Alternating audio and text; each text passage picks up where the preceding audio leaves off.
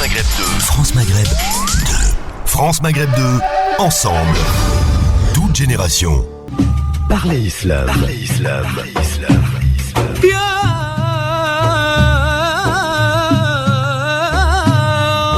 Parlez Islam pour répondre à vos questions, vos interrogations et vos doutes dans la mesure du possible en direct live. Parlez Islam pour mieux le vivre dans notre société. Déjà la dernière partie de l'émission Parlez Islam avec Imam Mohamed Bachrafil pour vous accompagner évidemment et répondre à toutes vos questions en direct.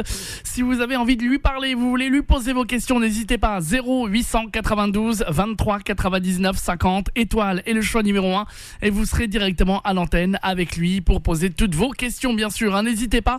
0892 23 99 50 étoile et le choix numéro 1, que vous soyez à Paris ou en région parisienne ou que vous soyez en province, à Clermont, Dijon, Reims, Amiens, Le Havre, Orléans, Metz, Marseille et de partout, eh bien vous êtes les bienvenus et bien entendu ce jusqu'à 21h. Après il sera trop tard, donc dépêchez-vous vite si vous avez une question.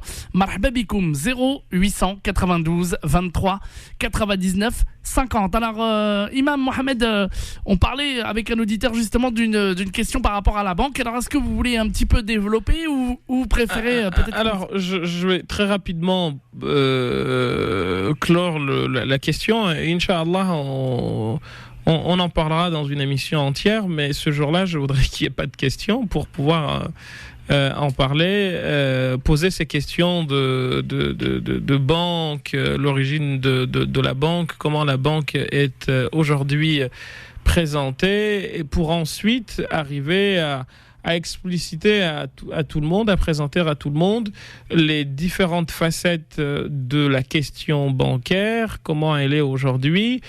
Certains savants musulmans estiment que en fait, il n'y a pas de différence entre l'argent et la banque, que l'argent et la banque, c'est la même chose.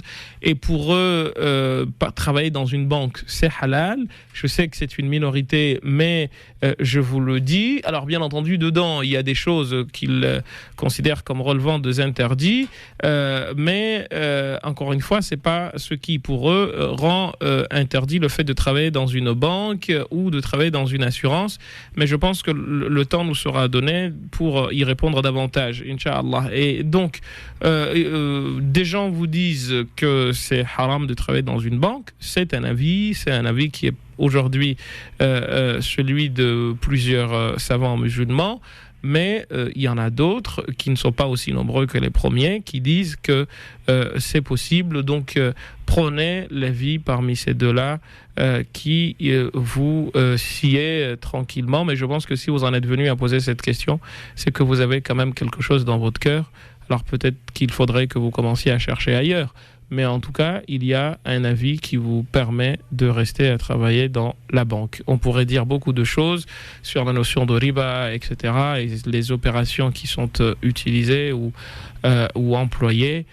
C'est peut-être pas le moment d'en parler, parce que si je commence à en parler, si Moujahid me dit que je peux en parler jusqu'à la fin de l'émission, je le fais avec plaisir, mais à condition qu'on m'arrête pas. Oui, enfin, à mon avis, il y aura peut-être d'autres gens qui voudront avoir d'autres questions, mais on y consacrera bien sûr un thème, Inch'Allah. Voilà, c'est vous qui déciderez avec grand plaisir, Inch'Allah. En attendant, vous pouvez continuer à nous appeler 0892 23 99 50 étoile et le choix numéro 1 pour poser vos questions à l'imam Mohamed Bachrafil qui est en direct avec nous sur France Maghreb 2 et c'est jusqu'à 21h. Profitez-en. 0892 23 99 50. Alors, est-ce qu'on avait des questions en antenne que vous avez que vous voulez alors, j'ai des questions qui sont il y a 3 questions, mais qui en fait en font une. J'ai la question d'une sœur qui m'est parvenue, qui demande, qui dit: j'ai perdu mon mari il y a à peu près un mois. Le 11-10-14 et j'ai 2 enfants, j'ai personne qui fait mes courses et les activités de mes enfants, je travaille actuellement, je suis en arrêt maladie. Ma question est: comment faire pour respecter les 4 mois et 10 jours. La deuxième, très important, mon code de la route va périmer, etc. Donc ce qui suit va dans le même sens. Et cette question vient du fait qu'il y a la notion de idda, qui est une période pendant laquelle la femme ne peut pas se marier, entre autres choses. Il lui est interdit aussi de se maquiller, etc., parce que c'est considéré comme une période de deuil. Par contre, les traditions, et c'est encore une fois ce que nous disions tout à l'heure, ont imposé à la femme des choses qui n'ont rien à voir avec ce que dit la religion. La religion n'a pas dit que la femme n'avait pas le droit, pendant cette période-là, de sortir ou de faire sa vie. Ce qui est demandé, et je le redirai jamais assez, et rien d'autre, c'est que la femme fasse en sorte que l'on sente qu'il y a quelque chose qui lui est arrivé dans la vie, qu'elle ne vive pas comme d'habitude, alors qu'elle vient de perdre son mari. Et donc, ne pas vivre comme d'habitude veut dire quoi? Par exemple, elle se décide, je ne sortirai pas, jamais je ne vais être de sortie le soir, ou je ne vais être de sortie la journée, ou je vais la diviser par 2 la journée, je ne serai pas de sortie le matin, je serai de sortie l'après-midi, ou je ne sortirai point le soir. En tout cas, qu'elle s'organise de manière à ce que sa vie ne ressemble pas à une vie, comment dire, normale d'une personne à qui il ne serait rien arrivé. Voilà ce qui est demandé. Et en plus, il y a des circonstances atténuantes par rapport à cette femme qui sont que, eh bien, elle a des enfants dont elle doit s'occuper. Eh bien là, comme on dit, face à des situations pareilles, tous les interdits se lèvent parce que vous avez bien entendu à subvenir à vos besoins et à ceux de vos des 2 prunelles de vos yeux qui sont vos enfants. Donc vous avez le droit de faire cela. Et encore une fois, en islam, la période de 4 mois et 10 jours ou de 3 mois si c'est un divorce, pendant laquelle la femme n'a pas à se comporter comme d'habitude, c'est pas une période où on emprisonne la femme, ça n'a rien à voir avec l'islam, ce n'est dit nulle part, c'est plutôt une période où il est demandé à la femme de se sentir en deuil et de, bien entendu, faire en sorte que sa vie ne ressemble pas à la vie d'une personne qui n'a pas perdu son mari. Ensuite, une autre question qui nous a été posée. Oui, rapidement, parce qu'après on a des auditeurs aussi qui voulaient... Est-ce que les 30 chapitres du Coran, plutôt les 30, pas les 30 chapitres, mais les 30 parties du Coran qu'on appelle Juz, sont les Sittin Hizb? Oui, en fait, le Coran est constitué de 113 ou 114 chapitres. Ensuite, ces chapitres s'organisent en ce qu'on appelle ajza, c'est-à-dire des parties. Ces parties sont au nombre de 30 et ces parties se subdivisent en ce qu'on appelle hizb. Ces hizb sont au nombre de 60.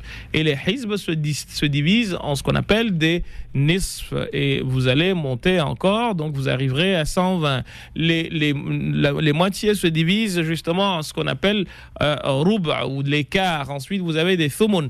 Donc on pourrait arriver à beaucoup de choses, mais encore une fois, les 30 parties du Coran, ce qu'on appelle thalathin juz, c'est une hizb, c'est la même chose en fait, parce que c'est seulement la catégorie au-dessus en termes d'organisation. Naam.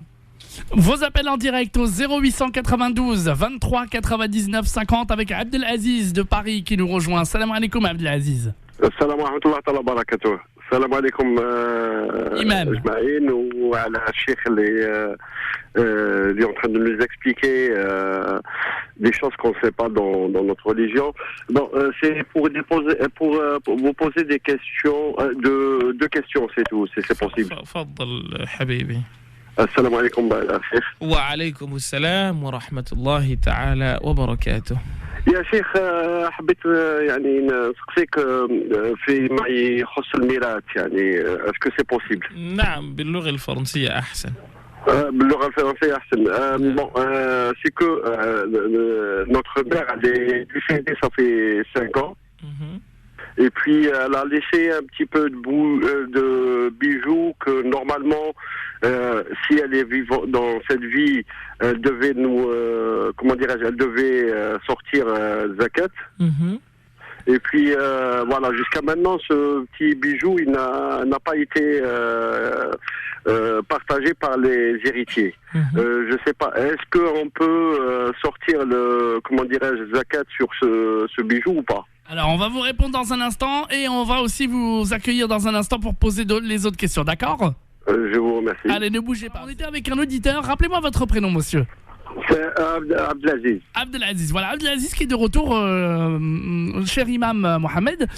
Et avec la question dont il avait posée, est-ce que vous vous souvenez ou vous voulez qu'il vous la rappelle? Oui, il me semble qu'il posait une question par rapport à quelque chose que sa maman a laissé.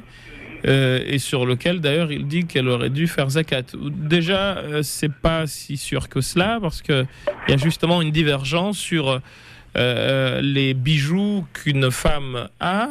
Est-ce que c'est des bijoux sur lesquels elle doit faire zakat? Il y a deux avis là-dessus. Un avis dit oui et un autre qui dit non, notamment si elle s'en servait comme parure. Donc c'est pas sûr qu'elle devait en donner. Ça c'est le premier point. Le deuxième point, elle est décédée, Allah yarhamha, et c'est vous qui êtes là, donc c'est à vous de partager ce que votre mère vous a donné, en suivant bien entendu les parts de tout un chacun. Et ensuite, la zakat reviendra sur chacun de vous par rapport aux conditions qui sont celles de la zakat. Barakallahu fik. Wa fik, barakallah. Et c'était quoi? Vous aviez une autre question également, c'est ça? Une autre question, c'est que on voit ces derniers jours, c'est pas ces derniers jours, mais ça fait longtemps qu'on voit, il y a des femmes qui fument, surtout qui viennent du Cham, quoi.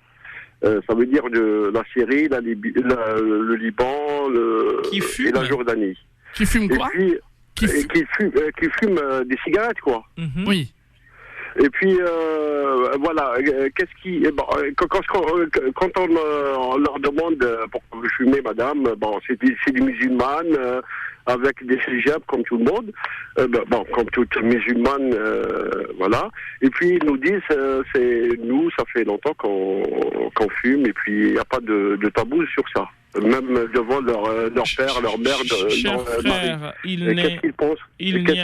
Il n'y a rien qui soit interdit à la femme, qui soit permis à l'homme, ni qui soit permis à l'homme et interdit à la femme. Enfin, c'est. Oui, je suis tout à fait d'accord. Donc, c'est nous qui avons fait que l'homme était celui qui pouvait fumer. Les deux il l'aurait interdit aux deux, parce que Dieu nous a dit wala tulqu bi aydikum ila at-tahluka, vous ne devez pas vous tuer, wala tulqu bi aydikum ila at-tahluka, c'est comme ça que le Coran dit, et le prophète sallallahu alayhi wa sallam a dit la darara wala dirar. Donc c'est interdit, fumer est interdit, parce qu'aujourd'hui on en connaît les dangers. Alors il fut un temps où on avait une hésitation, les savants, il y a à peu près une trentaine d'années, parce qu'on ne savait pas les dangers du tabac. Mais aujourd'hui, on sait très bien que les personnes qui sont atteintes de cancer des poumons sont à plus de 90% des personnes qui fument. Alors il y a toujours des gens qui te disent oui, mais comment dire, j'ai vu des gens fumer et ne pas développer de maladie, et des gens qui ont fumé et qui n'ont pas développé de maladie. La réponse est très simple, c'est de dire que il peut arriver que quelqu'un qui prend l'autoroute à contresens ne fasse pas d'accident. Mais celui qui la prend à contresens risque à 99% non seulement de faire un accident pour lui-même, mais surtout pour d'autres personnes. Donc on peut tomber du 11e étage et ne pas mourir, mais d'habitude quand on tombe du 11e étage, on ne vit pas. Donc voilà. Donc c'est pas plus interdit à la femme qu'à l'homme. Tous les deux, nous sommes aux yeux d'Allah subhanahu wa ta'ala responsables, et nous aurons chacun à répondre de notre responsabilité. Voilà, monsieur Abdelaziz. Barakallahu fik. À bientôt. Et merci. Je vous remercie tous les deux et puis voilà, continuez comme ça. Je vous remercie. Merci. À bientôt.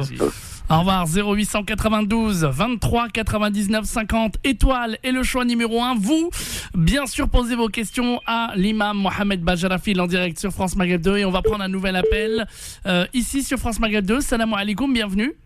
Alaikum salam, bonjour. Bonjour à vous, monsieur, bonsoir. Quel est votre prénom? Ahmed. Ahmed, je vous laisse avec l'imam Mohamed. Très bien, bonjour, salam alaikum. Wa alaikum salam, ya Cheikh Ahmed. Alors, je suis très content de vous avoir au téléphone. J'ai une question très technique. Alors voilà, je fréquente une fille depuis 10 ans maintenant. Et ça fait maintenant 6 mois qu'on vit ensemble. Alors, c'est très compliqué parce que moi, je suis tunisien musulman et elle est libanaise chrétienne. J'aimerais bien me marier avec elle. Et le problème, c'est que j'ai demandé à plusieurs imams. Et c'est assez compliqué parce que ses parents ne veulent pas de cette relation. Donc elle a fait le choix de vivre avec moi. Moi, j'ai fait le choix de vivre avec elle. Moi, de mon côté, ma famille l'accepte entièrement. Mon père, mes sœurs, tout le monde. Et donc, j'aimerais savoir comment faire pour que un imam nous marie. J'aimerais me marier religieusement avec elle. Donc, on est pacsé. Allez à la mairie d'abord. Ouais. Et le reste, vous êtes majeur et vacciné. Encore une fois, c'est une question que j'ai eu à répondre à cette question. Donc, elle n'est pas technique du tout, elle est plutôt une question courante.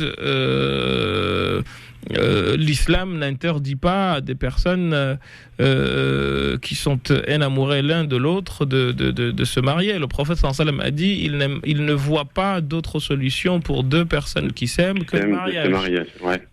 Donc de ce point de vue-là, il n'y a pas de problème. En plus, c'est une fille du livre, donc il n'y a pas de problème.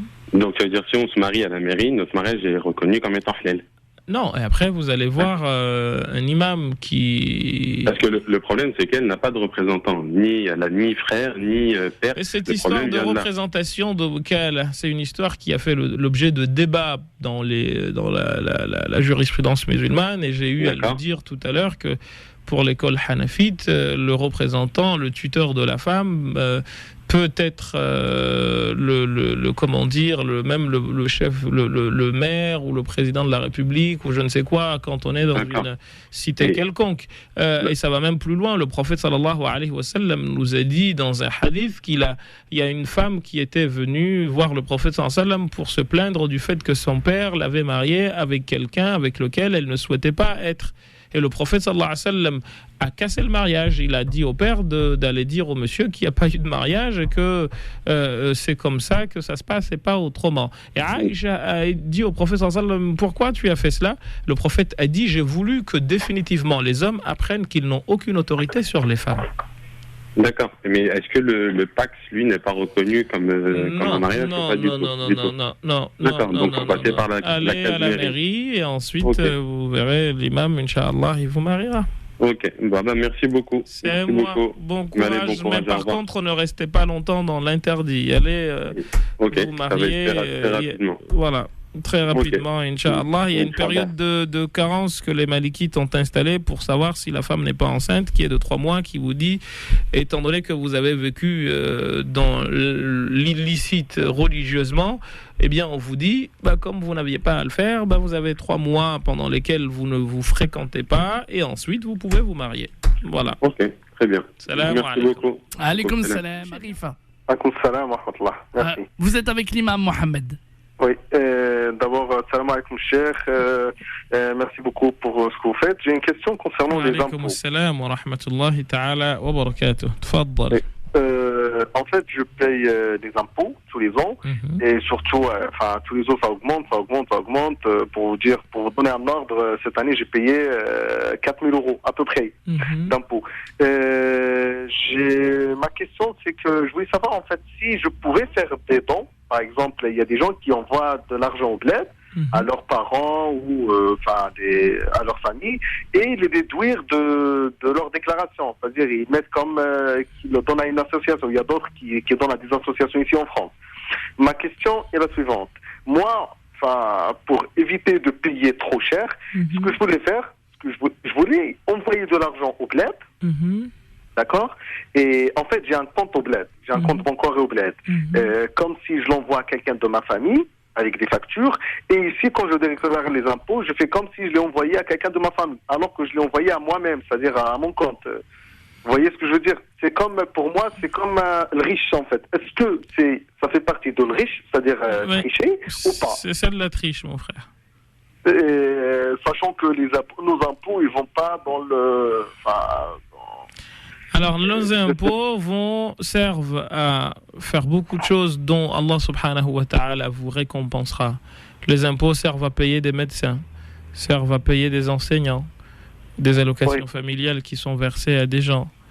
Vous vous imaginez toutes les hasanats. Le prophète sallallahu alayhi wa sallam nous a appris que quiconque met le bonheur dans le cœur d'un croyant, Allah subhanahu wa ta'ala crée à partir de ce bonheur un ange qui va l'adorer pour le compte de celui qui a fait cet acte-là et l'unifier. Et lorsque la personne se trouve dans la tombe, l'ange se présente avant même que les deux anges, Munkar et Nakir, ne viennent interroger la personne comme c'est dans la foi musulmane, et va lui demander: est-ce que tu sais qui je suis? La personne dira: qui es-tu pour que je te connaisse? Et l'ange répondra et lui dira: je suis le bonheur que tu as mis dans le cœur d'un tel un jour. Je suis venu te sortir de ta solitude, te donner la réponse aux questions qui vont être posées, et je ne partirai point d'ici avant de te montrer ton palais au paradis. Alors qu'en est-il si vous faites des millions d'heureux grâce à l'argent que vous donnez? Vous n'avez pas perdu de l'argent et vous en avez gagné. D'accord. Et si, par exemple, j'envoie vraiment de l'argent au bled, c'est-à-dire pour des pauvres, est-ce que... si le droit le permet, oui, il n'y a pas de problème. Si le droit le permet, l'idée est surtout de ne jamais agir dans l'idée de voler, dans l'idée d'échapper à la loi. C'est surtout ça qui est très important. Oui, le problème, c'est qu'on n'est pas dans un pays musulman. Notre argent, ils peuvent, ils peuvent financer des guerres contre les musulmans, par exemple. C'est ça, en fait, ce qui me bloque. C'est une question qui est très intéressante et à laquelle je vais vous répondre de la manière la plus claire qui soit. Sachez que pour les savants chafi'ites, la France est plus musulmane que beaucoup de pays qui se disent musulmans. Donc, parce que c'est quoi un pays musulman? Un pays musulman, c'est un pays dans lequel l'humain est respecté comme tel. C'est un pays dans lequel l'humain a le droit de croire ou de ne pas croire. La sécurité sociale, mon frère, il n'y a rien de plus musulman. Que tu ailles à l'hôpital et qu'on te soigne et qu'ensuite on te pose la question de savoir si tu as les moyens de payer ou pas, il n'y a rien de plus musulman. Que les pompiers, il n'y a rien de plus musulman. Le SAMU, il n'y a rien de plus musulman. Que tu sortes de chez toi et que tu puisses rentrer sans que personne ne t'embête, il n'y a rien de plus musulman. Que tu aies la possibilité d'avoir une mosquée à côté de chez toi dans laquelle prier, il n'y a rien de plus musulman. Eh bien, tout ce que je suis en train de vous dire, chers frères, dans beaucoup de pays où il y a des gens qui se disent musulmans, il n'y a pas. Donc, n'est pas musulman qui le veut, ou en tout cas qui le crie. D'accord. Barakallahu fik, barakallah. Voilà, merci beaucoup. Merci beaucoup. À très bientôt. Merci encore. Barakallahu fik. Avec plaisir.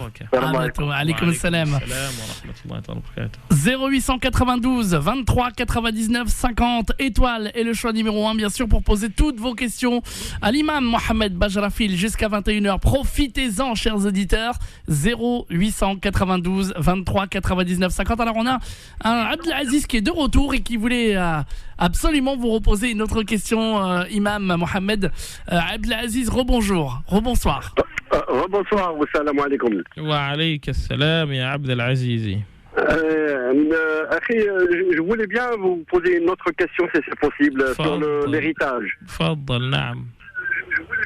Coupez votre radio. J'ai une belle-mère. Oui, coupez votre radio. Mon père, il s'est marié avec. D'accord, coupez votre radio, cher monsieur, parce que sinon ça fait un décalage. Ça y est, c'est bon. Voilà. C'est bon. J'ai une belle-mère. Elle s'est mariée avec mon père et puis il a laissé un petit, comment dirais-je, un bien immobilier. Bon, elle a le droit de s'acquitter de cet héritage comme nous. Elle a une part dans l'héritage, oui, de son exactement. Pas aussi importante que la vôtre, parce que l'héritage... Et puis cette part... Pardon. Oui, je vous écoute. Et puis cette part, elle n'a pas voulu la prendre, ça veut dire à l'amiable, ça veut dire يعني عن طريق الشريعة يعني نقسموها عن طريق الشريعة كاين موثقين عندنا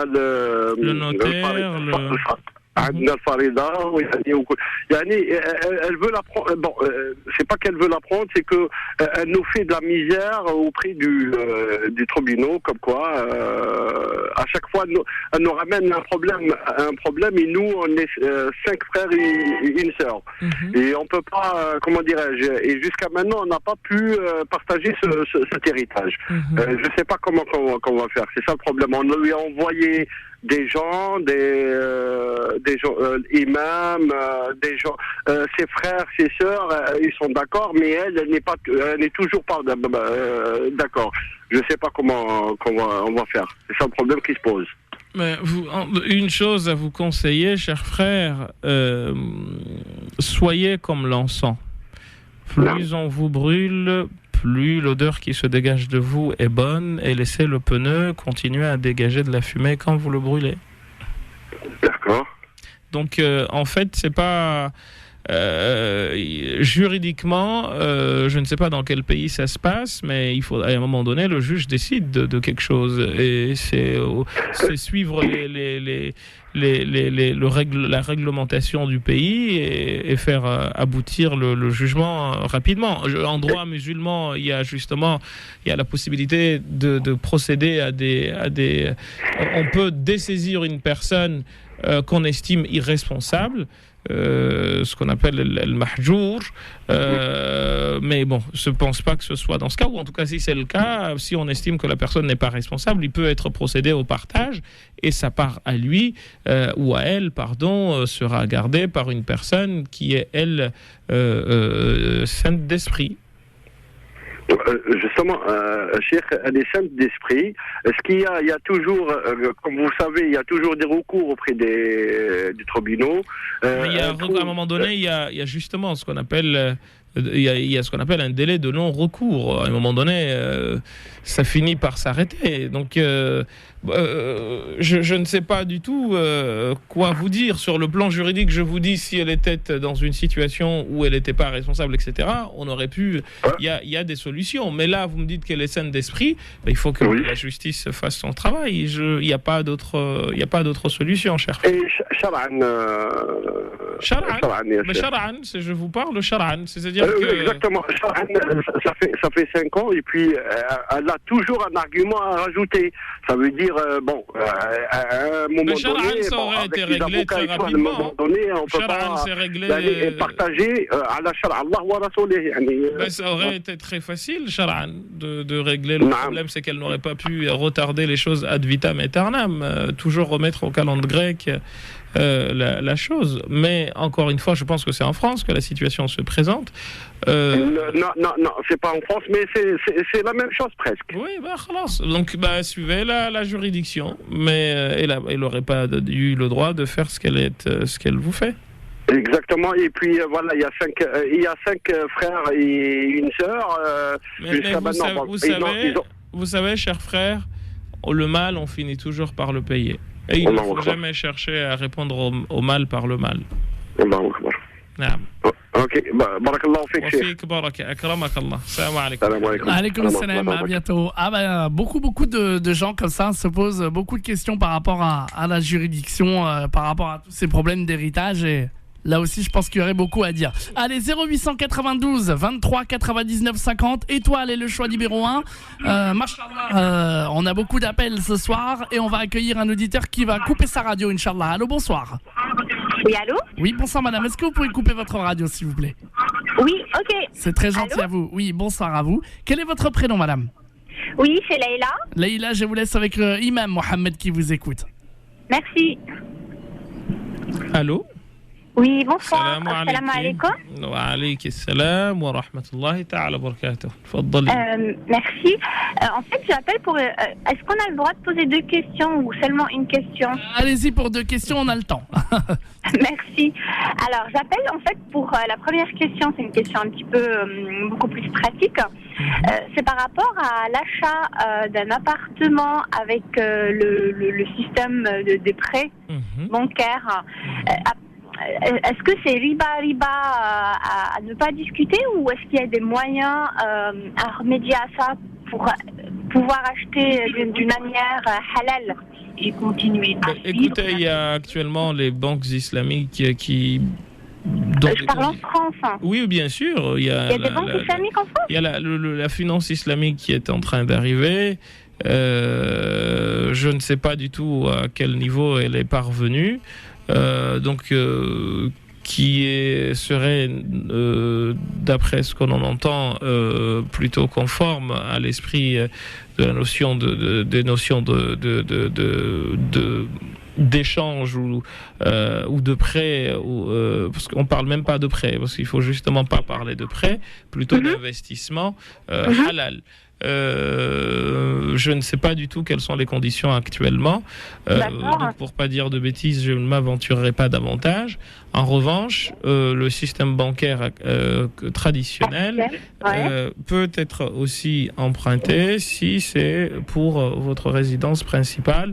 Je pense qu'on fera je ferai également un cours là-dessus un jour pour expliquer ces questions, parce que il y a des choses qui vous sont présentées comme étant inamovibles, comme étant blanches, alors qu'en fait, la plupart, 99% des choses que l'on vous dit comme étant fixes et inamovibles ne le sont pas du tout. C'est des questions qui ont fait l'objet de divergences. Et dans cette émission, je me suis imposé comme principe de donner tout le temps les avis divergents sur un point. Et vous laissez libre de choisir l'avis vers lequel votre cœur penche. Et en l'occurrence, il y a une fatwa qui est la fatwa du Conseil européen de la fatwa de Cheikh Faisal Maulaoui et Dr Youssef Al-Qaradawi et d'autres, qui permet justement d'avoir recours à un prêt si c'est pour pour en faire sa résidence principale. Mais, encore une fois, pour l'honnêteté intellectuelle, il y a aussi l'autre avis qui dit qu'on ne peut pas. Les deux sont là. Donc vous êtes libre, si votre cœur se sent proche d'un avis ou d'un autre, prenez-le, et surtout n'écoutez personne qui viendra vous dire finalement c'est comme si, pas comme ça, ou pas comme si. Non, les avis il y a toujours le doute, et puis non, mais justement le prophète sallallahu alayhi wa sallam a dit à un compagnon à lui qui s'appelait Wabisa. Il lui a dit, a été voir le prophète sallam, et lui a dit, ya Rasulallah, on m'a dit, sallallahu alayhi wa sallam, on m'a dit telle et telle chose, les gens m'ont dit telle ou telle chose, qu'est-ce que je dois faire sur une question, exactement comme vous. Le prophète sallallahu alayhi wa sallam lui a donné l'unité de mesure qui doit être celle d'un musulman. Et il lui dit, je cite, al-birru, le bien, matma'anna ilayhi qalbuk. وانشرحت له من شرحت مطمئنت إليه نفسك وانشرح له قلبك. Justement, mon cœur n'est pas tranquille. J'arrive, je finis. Oui. Et le mal, c'est ce vers quoi c'est toute chose qui nous trouble le cœur et dont on aurait peur que les gens fassent la découverte. Et ensuite, il lui dit, Ya Wabisa, ô toi Wabisa, istafti qalbaka, interroge-toi toi-même, wa in aftaka an-nas wa aftawuka wa aftawuk. Quand bien même les gens te donnent des avis à gauche et à droite, in fine, c'est vous le responsable, et c'est à vous de prendre la décision qui vous semble bonne et qui laisse votre esprit tranquille, ma très chère sœur. Donc il y en aura que tel avis arrangera, ou plutôt arrangera ou apaisera leur cœur, et d'autres à qui il n'apaisera pas. Donc on aura au moins donné les deux avis, et on laisse les gens libres de choisir parmi ces avis celui qui apaise le plus leur cœur, parce qu'encore une fois, ce n'est pas moi qui dormirai dans votre tombe, pas plus que vous ne dormirez pas dans la mienne. Exact. Voilà, en tout cas, donc alors, vous avez l'air, oui. Allez-y, rapidement, parce qu'il y a la pub. Alors, allez-y. D'accord, rapidement. En fait, j'ai une question un peu plus de cœur, on va dire. Est-ce que j'ai le droit, moi je suis musulmane de naissance, etc. Est-ce que j'ai le droit de marier avec quelqu'un un non-musulman qui est capable ou prêt ou il veut devenir musulman, mais il me l'a dit clairement qu'il le fait pour moi. Lui, un petit peu, c'est pas qu'il s'en fout, mais il n'a pas de révélation. Il m'a dit ça clairement, mais il va essayer. Il veut le faire pour moi. On va y répondre dans un instant, d'accord ? Et vous écoutez la réponse à la radio, il n'y a pas de problème. Ok, merci. Parlez Islam, suite et fin sur votre radio France Maghreb 2. On va retrouver notre sœur au téléphone. Vous êtes encore là ? Oui, je suis toujours là. Et voilà. Donc avec Monsieur Mohamed qui va répondre à votre question, Imam Mohamed Bajarafil. Donc rappelez-nous votre question exactement clairement alors.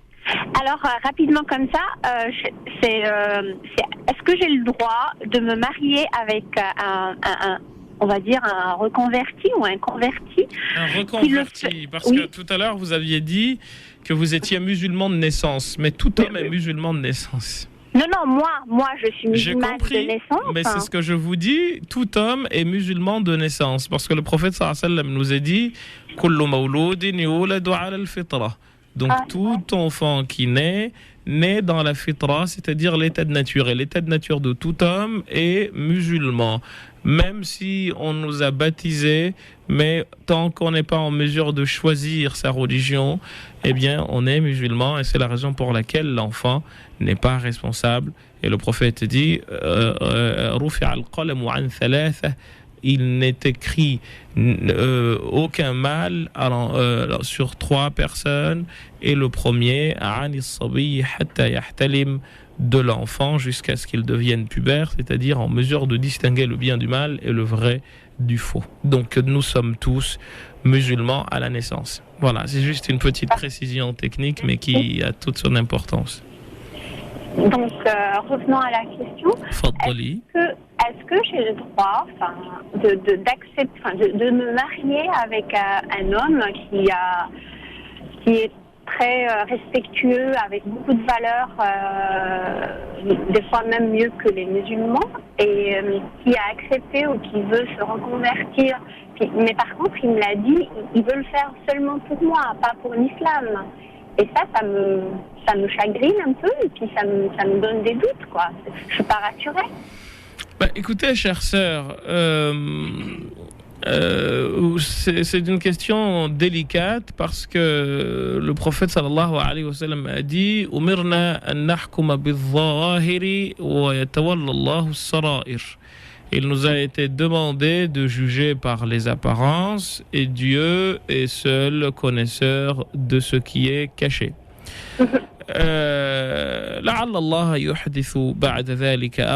Peut-être Allah subhanahu wa ta'ala fera apparaître quelque chose à partir de là. Encore une fois, s'il vous dit qu'il se marie, il va se convertir à l'islam pour se marier avec vous, il ne se convertit pas à l'islam. Parce que l'islam n'est pas quelque chose, si vous voulez, c'est pas un paquet de chewing-gum que l'on achète dans un magasin discount. C'est des valeurs, c'est des principes que l'on embrasse. Donc, c'est aussi, je pense, parce que vous n'avez pas suffisamment discuté avec lui de ce que c'est que l'islam. Et je pense que c'est à vous de le lui présenter de manière à ce qu'il comprenne que l'islam, c'est pas une contrainte. La ikraha fi ddin.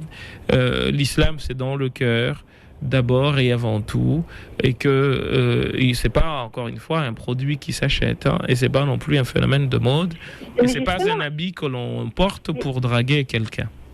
Justement, quand je lui dis ça, il me dit, dans ce cas-là, il me faut une révélation. Et ça, je ne l'ai pas encore, ou je ne sais pas si elle va... Qu'est-ce qu'une révélation? Ou dites-lui une chose très simple, c'est que les savants musulmans ont eu un débat sur la foi. Est-ce que la foi, elle baisse et augmente? Et beaucoup ont dit qu'elle baissait et qu'elle augmentait. Il y a même la fin de Sourate al-Baqarah où Dieu dit